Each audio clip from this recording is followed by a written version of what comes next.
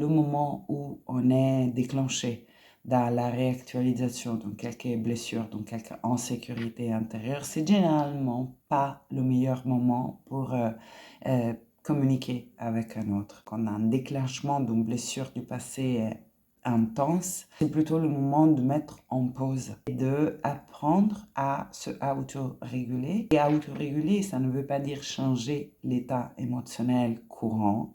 Ça veut dire déjà souffler un moment pour reporter une base de calme dans notre système nerveux. Et à partir de là, progressivement, patiemment et avec amour, aller nous à la rencontre de la partie qui est réémergée du souvenir, de la mémoire émotionnelle, de l'interprétation cristallisée issue de notre histoire qui s'est réactualisée dans l'espace de la relation.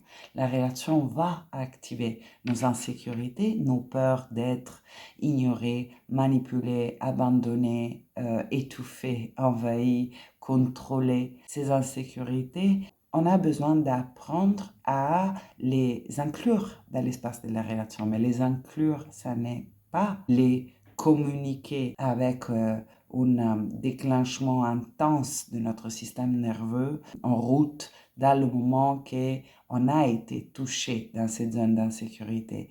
Les inclure dans une relation donc, qui vise à authenticité et intimité, ça veut dire prendre un temps pour aller nous les entendre, les accueillir, offrir notre douceur à ces parties sensibles, notre écoute aussi, notre attention, notre curiosité par rapport à nos interprétations, à ce que je suis en train de me dire quand je me sens comme ça, qu'est-ce que je suis en train de me dire à propos de moi-même, à propos de l'autre, retracer le lien entre cette interprétation qui se réactualise et mon histoire personnelle permet aussi de donner du contexte à cette interprétation, ressentir l'émotion qui va avec, qui est ancienne et qui est stockée dans mon corps depuis longtemps. C'est la ressentir permet déjà en circulation. Pouvoir observer aussi quel comportement je serais tentée d'agir, quel comportement réactif se déclenche en automatique quand je me sens comme je me sens. Prendre le temps d'identifier quelle est la peur fondamentale qui se cache derrière cette activation d'intensité à l'intérieur de moi et c'est quel, du coup, le besoin qui n'a pas été nourri à une époque et qui devient important que je nourrisse aujourd'hui. C'est important que je puisse l'identifier et que j'en prends soin. Je le prends en charge moi d'abord. Comment? En reconnaissant qu'il existe beaucoup de façons de nourrir cet besoin, qu'il n'y a pas une seule personne qui peut être le moyen à travers lequel cet besoin peut être nourri. Et donc devenir moi, en quelque part, responsable d'ouvrir des canaux différents pour nourrir cet besoin, libérer un autre spécifique de la responsabilité d'être le canal à travers lequel ce besoin affectif est nourri, apprendre certainement à le communiquer puisque autrement je n'ai pas façon de savoir là où c'est possible et là où ça n'est pas possible.